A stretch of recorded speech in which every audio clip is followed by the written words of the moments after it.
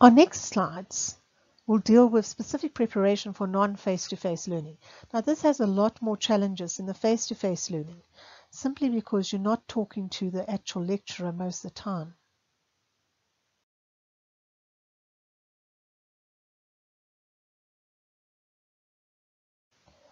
Correspondence learning has increased dramatically in the last few years, as traffic, time, and distance often is a criteria to stop persons from learning.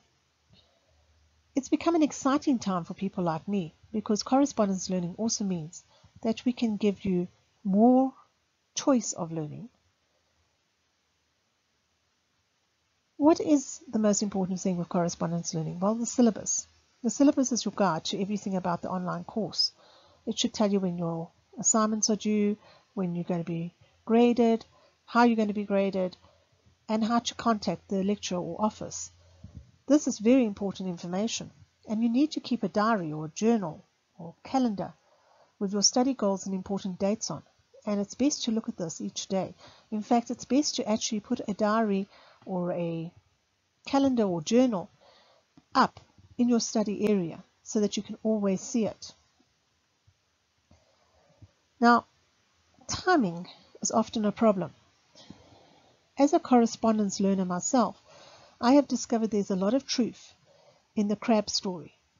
For those of you who don't know that, the crab story is, if you go fishing for one crab, you need a very deep box because the crab will climb out. If you go fishing for many crabs, you need a very shallow box because the other crabs will stop that crab from climbing out.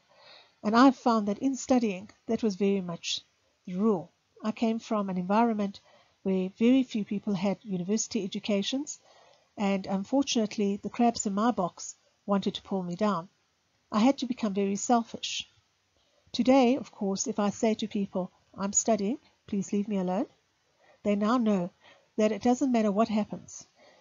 Unless they actually are in danger of losing life or limb, they needn't bother me.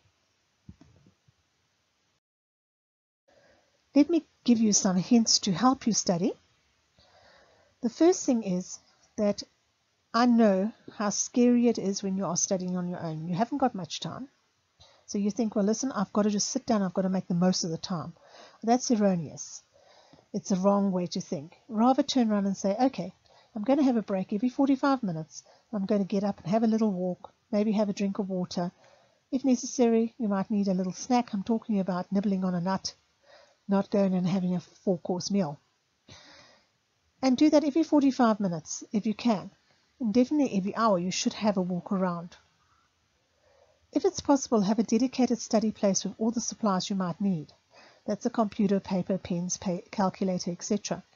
If that's not possible, put them into a backpack or into a suitcase so that you have them available and you can just go to your dining room table or go to your counter that you're going to work on or your park or wherever and just pull them all out.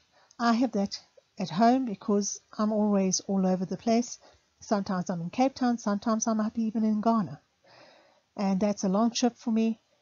So I take my stuff with me and I have it on the plane and I can read and I can learn on the plane when I'm traveling, and I can also do it in my hotel room and make sure that I can not use the excuse that, oh well, I'm away, I can't study.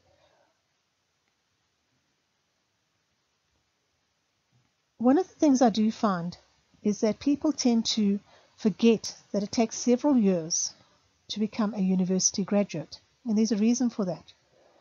When you are a correspondence learner, we tend to overestimate the amount of time we have. So before you actually start the course, work out what timing you've got. Don't take 6 modules if you can only do 3. You're setting yourself up for failure. And once you set yourself up for failure, it's very difficult then to replan for success. So rather look at the time you have and then be practical about it.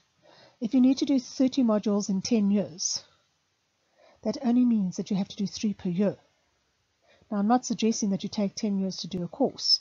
I'm suggesting that you look at it and you say, I'd rather take the full amount of time and do the course rather than try and do it in 3 years and not succeed at any modules or end up by leaving the course because after 2 years you're so exhausted, you haven't done the subjects, and you're running out of time. And you also have got that failure mentality by that stage. Finally, if you can, whether it's an online study group or a physical study group, try and join one. They don't necessarily have to do the same subjects. Just try and join one, and then at least you can be in a group of people where you actually feel that you're getting the support. And that's quite important. You also can encourage each other when you're hitting a point which you don't understand the work, and that often happens with correspondence.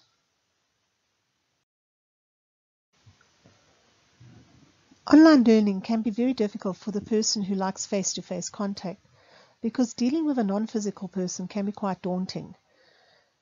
But I do suggest, if you are studying live online, introduce yourself and speak to the lecturer. Just don't get tense if they don't get back to you immediately.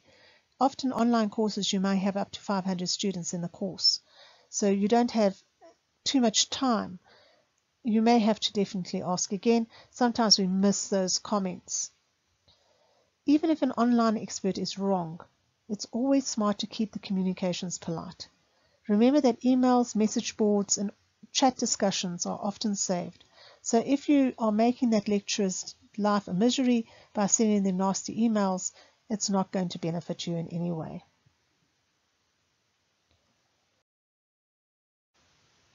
Familiarity with multimedia technology means you can thrive in any virtual situation. Now, multimedia often uses things like forums, video conferencing, message boards, and podcasts. I'd go one step further. Also, tape everything. When I say tape, record would probably be the better word. Record everything on a MP3 player or iPad, iPhone, whatever you've got, and play it back to yourself, especially if you have a commute. Because then you can sit there, whether you're on the train or whether you're on the plane, or if you're on a bus or driving yourself, and you can actually listen to your material. And this is a form of learning. You can leave little spaces so that you can answer yourself, and it also helps increase your learning for yourself in how you actually react to questions. Quite often, when I was doing my anatomy and physiology, I found that I went into complete panic. I'd ask myself a question. It was me asking the question to me, and yet I was panicking. Why? Well, because I didn't know the subject well enough. And as soon as I realized this, I knew that I had to go back and understand some of the basics, and that helped me get through with a distinction. Now, online training normally means online classrooms with chat rooms, and this can be a very good place to make connections. I made a connection through an online classroom with my partner, and him and I have now been training together, and we've studied together for many years. And that was simply from on an online classroom going, I don't understand this material, I have a problem. And this gentleman came through and said, what material don't you understand? Once I started talking to him, I realized he actually stayed down the road from me. Well, down the road, 15 kilometers away, but it was close. And we made a very good team in our study teams. There's one proviso with this. Do not share inappropriate information on these chat rooms, and always be professional. Bad grammar does not give people a good indication of what you are like. Emails are a necessary way to communicate, but quite often we ask the questions in such a way that the person receiving the email has that duh moment. So before you send your email off, just read it and make sure you're asking what the situation is correctly. So if you're going to ask, I don't understand how the chemical composition between oxygen and water works, make sure that you've put down the chemical composition of oxygen and water, not I don't understand how this works. Because the lecturer looks at it and goes, I don't understand what the question is. And they're not being rude. Also, don't say, I don't know what you meant in the last presentation. The lecturer might have covered a number of things in that presentation. Be very specific. Now, sometimes emails and internet chats can't cut it. And that's when you need to ask your lecturer if you could possibly have a phone call with them. I don't like phone calls as much as Skype. I find that Skype's very handy because you have a share screen facility if the person has a PC. And if you can use that share screen, often you can explain something both auditory and visually to that person, and that makes it a lot easier.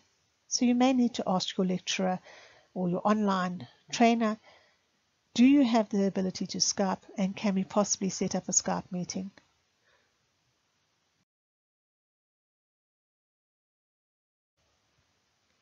To sum up, the syllabus is your guide and will tell you everything about the online class. Make sure that you have a syllabus, make sure you refer to it, and make sure you know exactly what you're supposed to be doing.